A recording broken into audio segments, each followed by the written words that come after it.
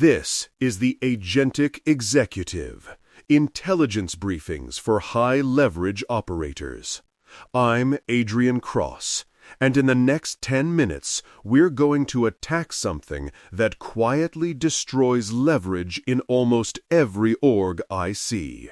Decision latency. And I'm Amelia Voss. Decision latency is the gap between when you basically know what you're going to do and when you actually do it. That lag is where momentum dies, competitors catch up, and your team learns that nothing really moves. You don't lose leverage because you lack ideas. You lose it because the half-life of your decisions is shorter than the time it takes you to execute them. By the time the org moves, the window you were optimizing for has shifted. So today's lens is simple. Shrink the time between knowing and doing. We'll give you a 3-move model you can deploy immediately. Define, decouple, deploy. And we'll ground it in hiring, product, and internal ups so it doesn't stay abstract. Let's name the thing first. Decision latency shows up in 3 very familiar places. 1. Approvals.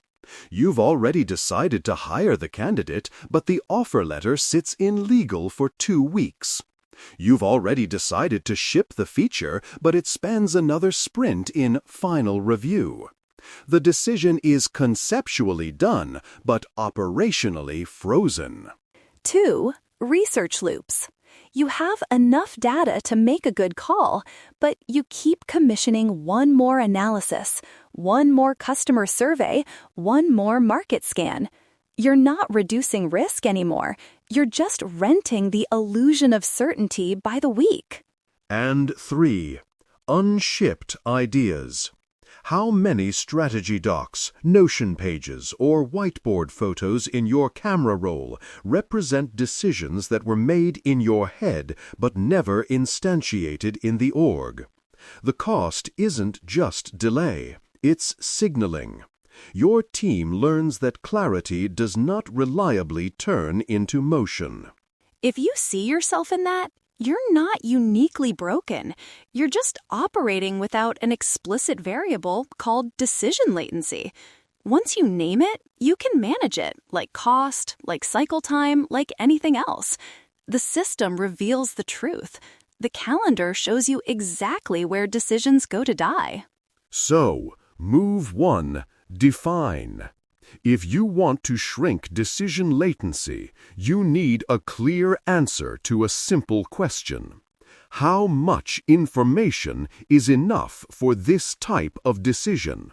Not in theory, in your actual operating environment. The easiest way to start is with 2 axes in your head. Axis 1, reversible versus irreversible. Axis 2, low impact versus high impact. You don't need a perfect taxonomy, just a working one. Patterns create power. You want decisions to fall into recognizable buckets. For example, a landing page headline test is reversible and low impact. You can change it in 15 minutes. A senior executive hire is closer to irreversible and high impact. If you get that wrong, you're paying for it in culture, cash, and time. Once you have those buckets, you set explicit information thresholds. Think about it like this. For reversible, low-impact decisions, you might say, once we have 1 or 2 data points and a plausible hypothesis, we ship. You don't need a slide deck to change a button color. For high impact, harder to reverse decisions, your threshold is higher, but still defined. For that senior hire, you might require structured interviews from at least 2 functions, 1 work sample, and at least 2 back-channel references. Once those conditions are met, you commit to making the call within 48 hours, not sometime after we all feel really good. One practical move here, write the threshold down at the start of the decision process. Literally say, For this choice, enough information means X. Once we have X, we decide. It sounds almost too simple, but it kills a lot of vague, open-ended spinning. Clarity is leverage. If you don't define enough, your default becomes more. And more is not a strategy. It's a stall tactic dressed up as diligence. All right, move 2, decouple. This is where most operators unlock speed without taking reckless risk. The idea is simple. Separate small, fast commitments from big, slow ones so progress starts before everything is perfect. Here's a concrete example. You've decided you probably need a new head of operations, but you're not quite ready to pull the trigger on a full search. A high latency move is to wait 4 weeks until you've written a perfect JD, aligned every stakeholder, and retained a search firm. A low latency version? Today, you send 3 pings. One to your investor, asking for 2 candidates they trust, one to your leadership team, outlining the role in plain language, and one to an AI agent, asking it to draft a first-pass job description based on your current org map. Those are micro-commitments. They're cheap, fast, and they start the system moving. Same with product. You don't have to decide the entire roadmap to test a direction. If you're wondering whether a new pricing model will land, you can decouple the micro-commitment. Run a landing page with the new price for a subset of traffic, from the macro commitment of rolling it out across your customer base. Internal ops are full of this.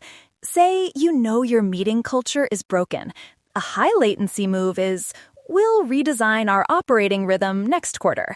A decoupled move is, starting next week, every recurring meeting gets an agenda and an explicit owner, and anything that doesn't is auto-canceled. You haven't solved everything, but you've created direction and a test. The meta rule here. Once you've made a conceptual decision, ask, what is the smallest irreversible action we can take in the next 24 hours that moves this forward? It might be an email, a one-page brief, a pilot, a calendar block. You're teaching the organization that decisions create motion, not more meetings. Which brings us to move 3, deploy. Specifically, deploy AI as a latency reducer, not as another place to overthink, but as a system that compresses the time between we've decided and the next step is already drafted. Think of AI as an execution accelerator sitting just downstream of your judgment. Once you make the call, the agent should already be set up to do 3 things: draft options, surface trade-offs, and prepare next steps. Say you decide to move forward with a new internal policy, expense guidelines, for example. Instead of saying, we should write something up, you immediately prompt your AI workspace. Draft a clear, one-page expense policy for a 50-person remote-first SaaS company. Emphasize trust, but set firm guardrails, and include 3 examples of what's in and out of bounds. Now, decision latency doesn't show up as, I'll get to that later. You review and edit a draft that exists right now. You might spend 10 minutes tightening language instead of 2 weeks repeatedly thinking, we really should write that policy. Hiring example. The moment you decide to open a new role, your AI can generate a draft job description, a first-pass scorecard, and a structured interview guide aligned to your culture. You're no longer waiting for the perfect time to sit down and write those from scratch. They're waiting on you instead. Same with product decisions. If you greenlight a new feature, you can have an agent generate a draft spec, a risk checklist, and a communication plan for customers based on your existing documentation. The call you made in the meeting is now instantiated in artifacts the team can react to before the enthusiasm decays. The pattern is consistent. Pair every major decision with an immediate AI prompt that creates the first version of the thing your team will need next. Memo, checklist, spec, email, FAQ. Precision drives agency. You're wiring your environment so that judgment automatically cascades into motion.